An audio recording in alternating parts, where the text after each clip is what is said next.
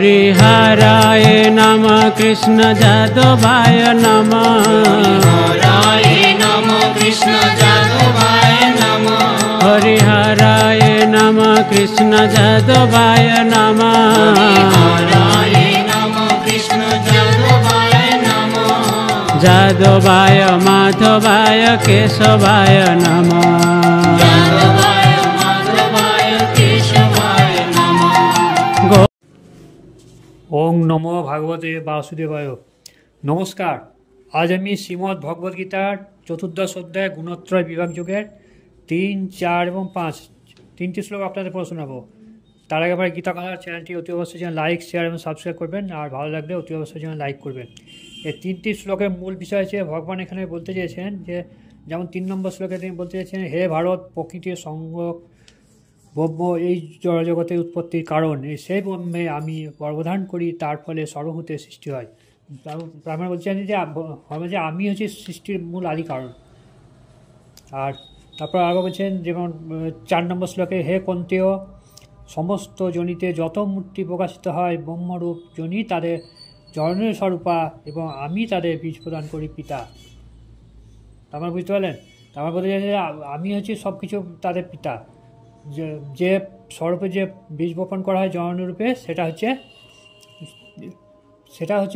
সেটার সৃষ্টিকর্তা হচ্ছে ভগবান স্বয়ং শ্রীকৃষ্ণ। আর বলছেন যে, হে মহাবাহ, জড়া প্রকৃতি থেকে সত্য, রজ ও তম 3টি গুণ যে প্রকাশিত হয়, এই জড়া প্রকৃতি সংস্পর্শে আসে 3টি গুণের দ্বারা আবদ্ধ হয়। এই জড়া প্রকৃতি 3টে গুণও কিন্তু তারই সৃষ্টি, অর্থাৎ সব কিছুই তার দ্বারাই প্রভাবিত হচ্ছে। সমস্ত জগতের সব কিছু সৃষ্টির রহস্য হচ্ছে স্বয়ং ভগবান শ্রীকৃষ্ণ। এটা তিনি বলতে চেয়েছেন 3, 4 এবং 5 নম্বর শ্লোকের মূল বিষয় এটা। তার আগে গীতা কথা চ্যানেলটি অতি অবশ্যই লাইক, শেয়ার এবং সাবস্ক্রাইব করবেন। তার আগে বলুন রাধা রাধা, জয় শ্রীকৃষ্ণ। 3 নম্বর শ্লোক, শ্রী শ্রী প্রভুপাদের গীতাগান। জগতের মাতৃজনী জড়া মহত্তত্ত্ব, সেই ব্রহ্মে গর্ভধারণ করি, সে মহত্ত্ব। হে ভারত, তাই জন্মে সর্বভূত যত, জগতে ভূত সৃষ্টি হয় সেই মতো।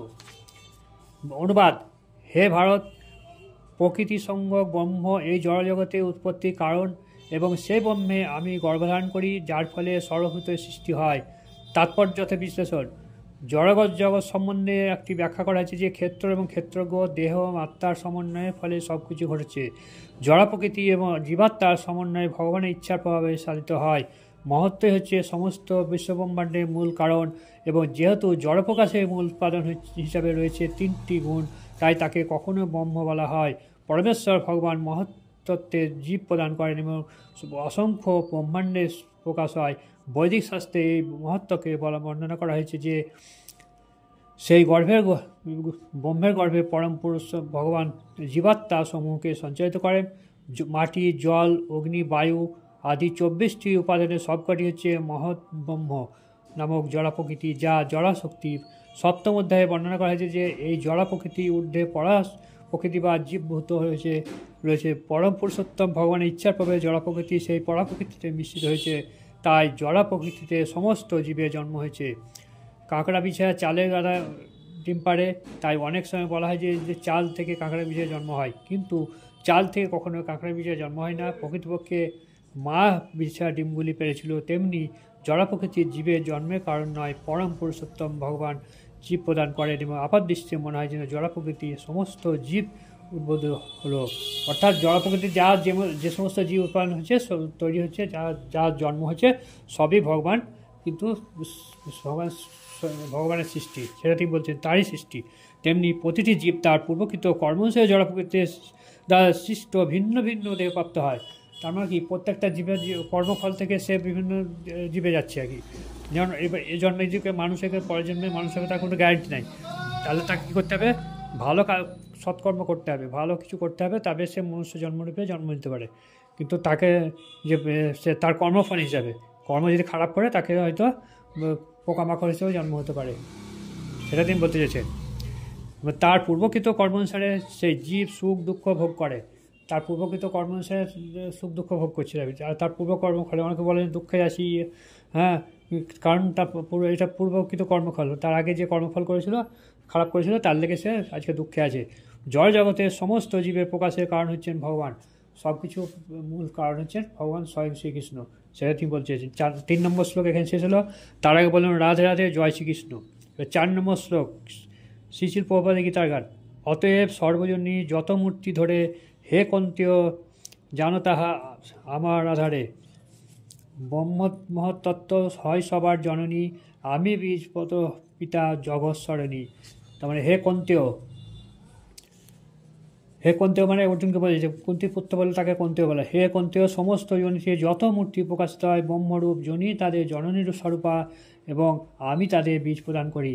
তাৎপর্যত বিশ্লেষণ। এই শ্লোকে স্পষ্ট ব্যাখ্যা করেছে যে পরম পুরুষোত্তম ভগবান শ্রীকৃষ্ণ ছিলেন সমস্ত জীবের পরম পিতা। এটা তিনি যেটা আগে বললাম আমি, বলছেন যে তিনি হচ্ছেন সমস্ত জীবের পরম পিতা। জীব হচ্ছে জড় প্রকৃতি পরাপ্রকৃতির সমন্বয়। এই গ্রহের সময় এই সমস্ত জীবের দৃষ্ট হয় না। অন্যান্য গ্রহে এমনকি ব্রহ্মলোকেও জীব আছে। মানে আমাদের এই যে গ্রহলোকে পৃথিবীতে জীব আছে, মানে অন্যান্য গ্রহতেও কিন্তু জীব আছে, সেটা বলছে ব্রহ্মলোকেও জীব আছে। জীবাত্মা সর্বত্র রয়েছে, মাটির নিচেও জীব রয়েছে, এমনকি জলেও আগুনেও জীব আছে, এমনকি জলে আছে আগুনেও জীব আছে। তাই হচ্ছে হয়তো আগুনে এমন জীব আছে যে মানে হাজার হাজার টেম্পারেচার মানে সহ্য করতে পারে, যেটা এখন বিজ্ঞানীরা আবিষ্কার করছে। এই সমস্ত প্রকাশ সম্ভব হয়েছে তার কারণ হচ্ছে মাতৃরূপী জড়া প্রকৃতিতে শ্রীকৃষ্ণ জীব প্রদান করেছেন। সুতরাং এর সারমর্ম হচ্ছে পূর্বকৃত কর্মসে জীবাত্মাকে সৃষ্টির সময় জড়জগতে গর্ভে সঞ্চারিত করা হয়। তার মানে কি পূর্বকৃত কর্মফল হিসাবে এই পৃথিবীতে তাকে সঞ্চারিত করা হয়েছে, ফলে সে মাতৃরূপে সে জন্মগ্রহণ করছে, জীবাত্মা সৃষ্টি করছে এখানে এই পৃথিবীতে। তাই বলছি 4 নম্বর শ্লোক এখানে শেষ হলো। তার আগে রাধা রাধা জয় শ্রীকৃষ্ণ। এবার শুরু করছি 5 নম্বর শ্লোক। তার আগে বললেন রাধা রাধা। শ্রীশিল প্রভুপাদের গীতা গান। সত্য রজ তম গুণ প্রকৃতির সম্ভব, ত্রিগুণেতে বদ্ধজীব হয়ে যায় সব। এই দেহে সে বন্ধন নিগুঢ় আকার, জীব অব্যয় সে বন্ধ সে প্রকার। অনুবাদ। হে মহাভাব, জড়া প্রকৃতি থেকে সত্য রজ তম এই 3টি গুণ প্রকাশিত হয়। জীব যখন জড়া প্রকৃতির সংস্পর্শে আসে তখন সেই 3টি গুণের দ্বারা আবদ্ধ হয়। তাৎপর্য অর্থাৎ বিশ্লেষণ।